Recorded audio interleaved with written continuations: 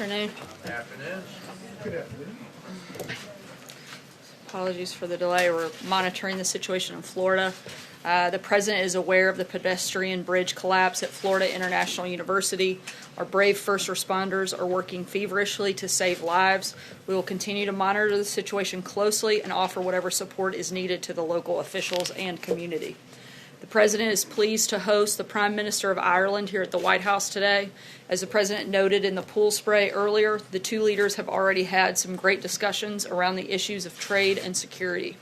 The various events taking place today, both at the White House and the Capitol, are intended to celebrate America's commitment to peace and security in Ireland. And we are pleased to report that the relationship between our two countries is stronger than ever. Looking ahead to next month, I'd like to announce that the University of Alabama Crimson Tide football team will be our guest here at the White House on April 10th.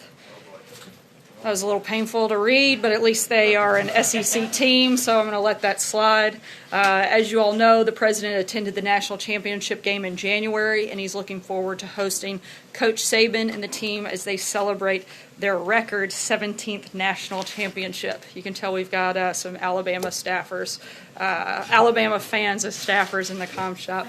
It's been a while since we read a letter here in the briefing, and today I have a great one from 10-year-old Paris Stupar. She's a self-proclaimed Army brat who's doing some wonderful service work in her community. My name is Paris, and my sister's name is London, she writes. My sister and I have been stationed all over the world. It has really been a great adventure. We're currently stationed at Fort Campbell, Kentucky. We are so patriotic in everything we do. We're on Instagram at Army Royals if you'd like to check us out. Over this summer, I used my allowance and raised enough money to get 43 backpacks full of school supplies for military children in need. We were wondering if you could help us out. We so badly want to attend the White House Easter egg roll on Monday, April 2nd. She goes on to write that the President is doing a great job and says that if he would invite them to the Easter egg roll, she would, quote, do my happy dance all over the house. Well, Paris, you can get your dancing shoes out. The President and First Lady would love for you, your sister, and your parents to be their guests at this year's Easter egg roll. This event is a timeless tradition that dates back to 1878 under the administration of President Rutherford B. Hayes. This year marks the 140th annual Easter egg roll, and with you guys in attendance, we know it will be an extra special one. To make it even more special, I'd also like to extend an invitation to the children of the entire White House press corps to attend as our guest as well. If you're interested in having your kids join us for the event, please contact the press office to work out those details. And on that happy note, I will take your questions. John. Sarah, the President said last July that it would be a red line if the President, the President said last July it would be a red line if the special counsel were to investigate the Trump family's personal financial dealings. It's now been reported that the special counsel has subpoenaed the Trump organization for its dealings with Russia. Is this a red line? Is the President upset about this? As we've maintained all along, and as the President has said numerous times, there was no collusion between the campaign and Russia. For specific questions regarding the Trump organization, I would refer you to them. But is that statement the President made in that interview back in July still stand, that it would be a red line for the special counsel to be investigating the Trump? We're going to continue to fully cooperate out of respect for the special counsel. We're not going to comment for any specific questions about the Trump organization. I'd refer you there. And if I could just ask you about the poison attack in Great Britain. The President's now said he believes that it looks like Putin authorized it, that it looks like the Russians did this. What will be the response? Will Russia pay a price? Will the United States make Russia pay a price for doing this? Look, the United States, as we have said all along, stands in solidarity with its closest ally, the United Kingdom. We share the United Kingdom's assessment that Russia is responsible for the reckless nerve agent attack on British citizen and his daughter, and the United States is working together with our allies and partners to ensure that this kind of abhorrent attack does not happen again. For anything further, we'll keep you posted. Phil? Yeah, Sarah, in the past week, the Secretary of State's been fired, the top economic advisor's been replaced, the President's personal assistant lost his clearance and was escorted out of the building. The President's hinted that more changes are going to come, and is there any concern in the White House that this creates an air of chaos or instability that leaves the U.S. vulnerable especially as President Trump's preparing to sit down with Kim Jong-un of North Korea? Certainly don't think there are any vulnerabilities here. The president wants to make sure that he has the right people in the right places for the right time. As we move forward into this year, we've had an incredibly successful year. The results of the last year don't lie. And as we look at new successes that we're focused on, the president wants to make sure he has the right people in those places. For instance, like Director Pompeo and Deputy Director Gina Haspel that he's nominated to lead the CIA. When do you think the changes will end? When will he have everybody in place? Look, as you move through an administration, you have different priorities that you're focused on and different people that are going to lead those efforts and lead those priorities. So you may have changes from time to time. The president is committed, though, to making sure he has the right people in the right place at the right time. John? What's the White House response, Sarah, to criticisms from Capitol Hill on Gina Haspel's involvement with the CIA black site operations in the early 2000s? Look, the president is incredibly proud of his nominee. She's highly qualified, highly recommended, highly respected from both sides of the aisle, particularly within the intelligence community. I would point you to some people that are not usually those that often sing praises of the president, like Leon Panetta, James Clapper, and others, where they have publicly shown broad support for his nominee. And what's the president's response to Democrats on Capitol Hill who voted for Mike Pompeo for CIA director in his confirmation and are now saying, we're rethinking? I think it sounds like Democrats are trying to play political games with our national security and certainly with our diplomatic efforts, which would be a sad, sad day and a disgrace to this country, and a question that every reporter should ask Democrats what made them change their minds. Mara? I have two questions, one on DACA and one on trade. On DACA, is the president open to something attached to the omnibus spending bill that would extend DACA for a period of time in exchange for wall funding? We're continuing to negotiate what that would look like, and I don't have any specifics at this time, but we do still want to make a good deal, but what's currently being thrown out in the press is not something that we would support. Just wait, and my question about trade, the USTR says that we have a trade surplus with Canada.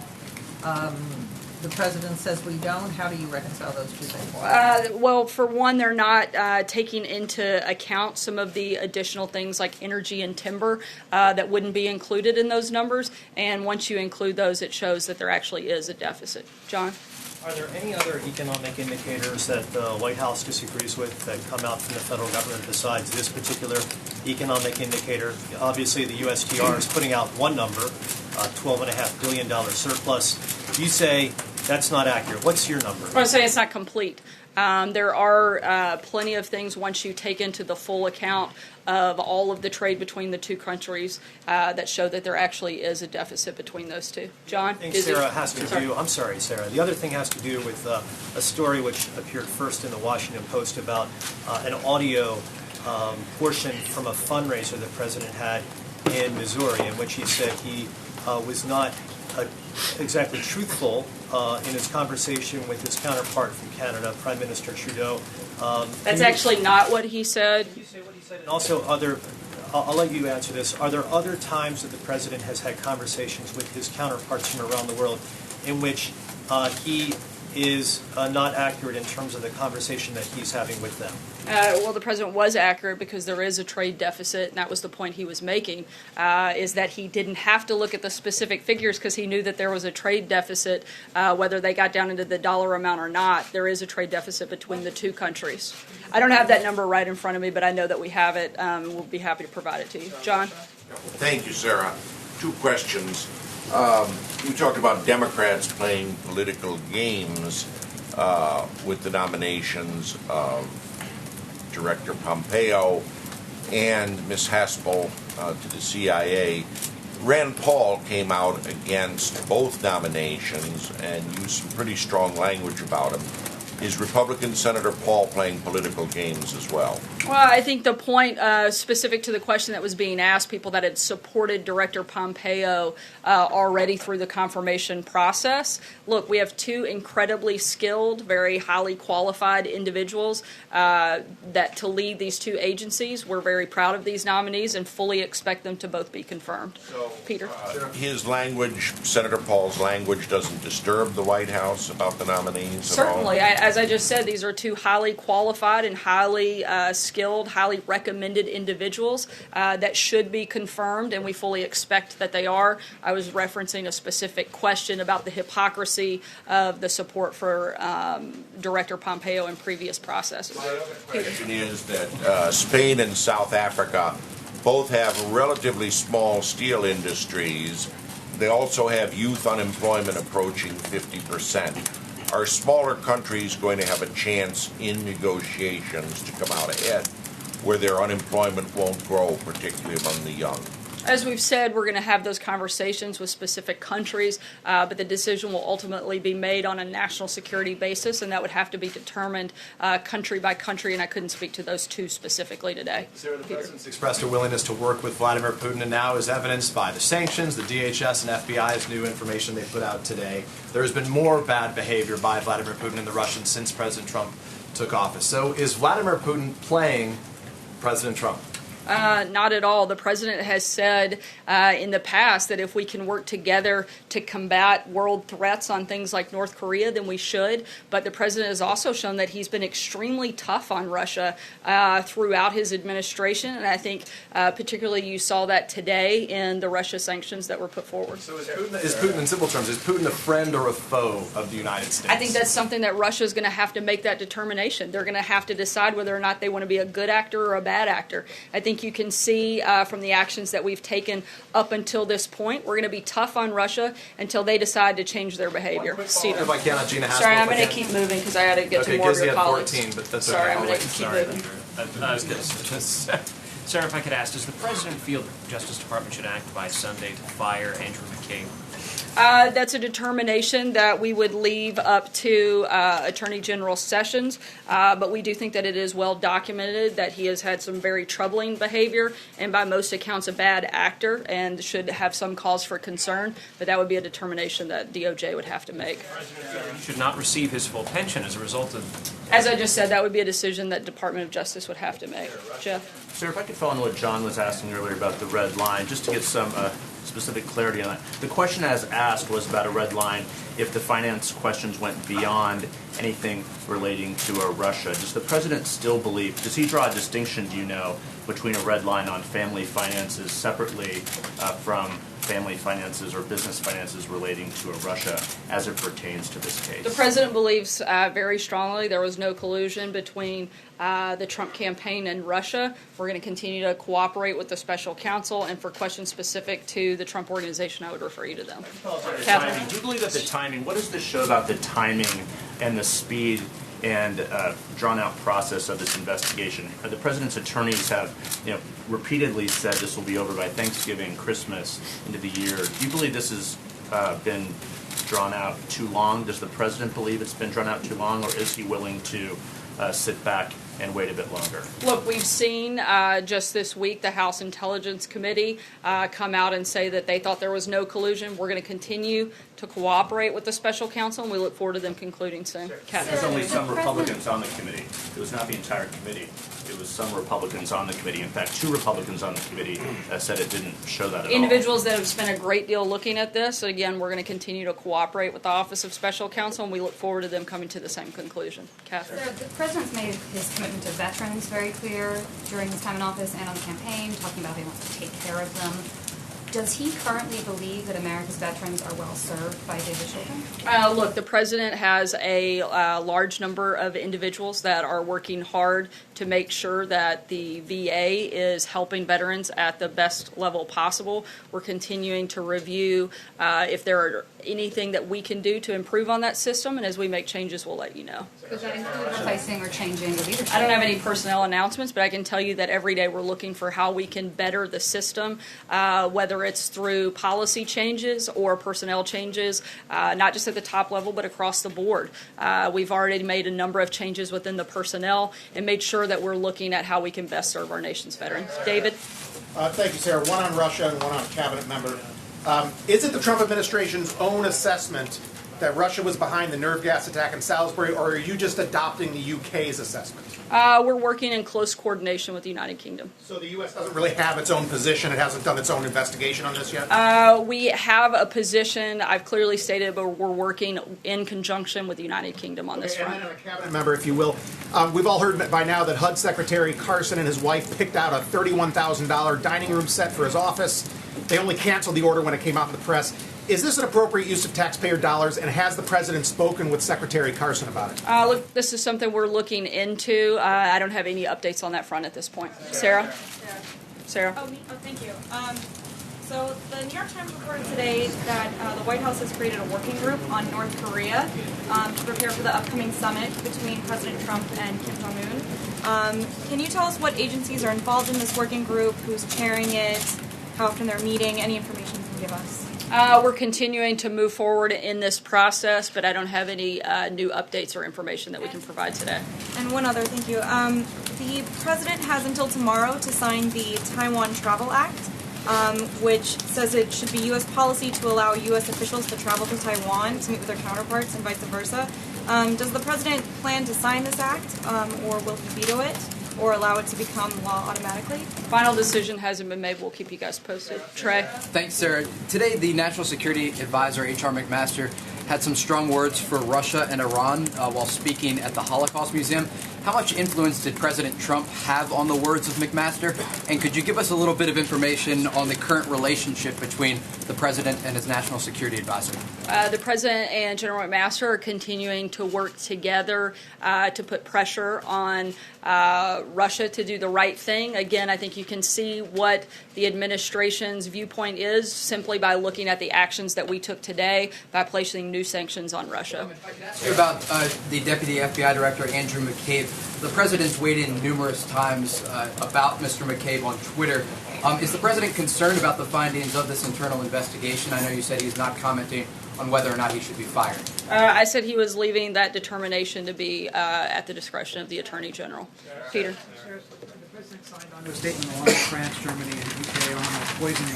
Is that as far as it will go, or is he considering measures that might match what the UK has adopted in terms of diplomatic expulsions? And is there any order been given to intelligence agencies here to look out for similar possible threats on American soil? I can't get into the specifics on any potential threats, but I can tell you that we're going to continue to work with our ally in the United Kingdom, and we'll work in close coordination with them moving forward. We'll keep you posted if any specific actions But the actions are under consideration. I'm not going to get ahead of anything that we may or may not do, but I can tell you that we're going to continue to stay in close coordination with our ally.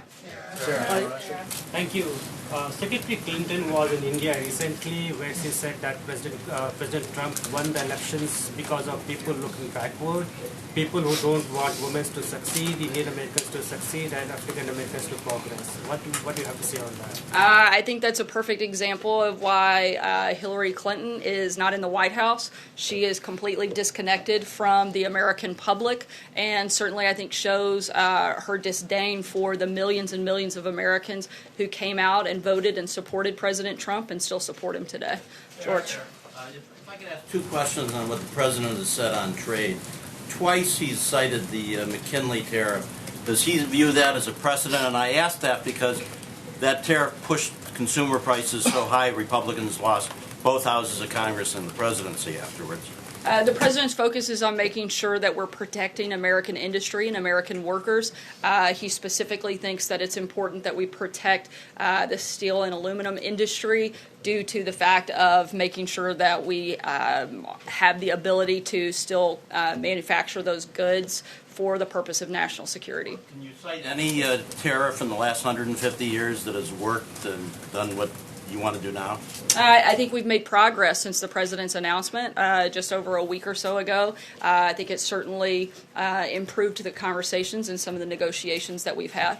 Last question. Steve? Yes, Sarah, at this fundraiser yesterday in Missouri, the president talking about environmentally unfriendly standards that the Japanese allegedly apply on U.S. Imported automobiles, talked about a bowling ball test where a bowling ball is dropped from 20 feet in the air onto the hood of a car, and if it dents, the car doesn't qualify. He said, this is horrible. I worked in Japan for about 20 years. I covered the automotive industry. I don't recall anything like this. No one we've spoken with in the industry recalls it.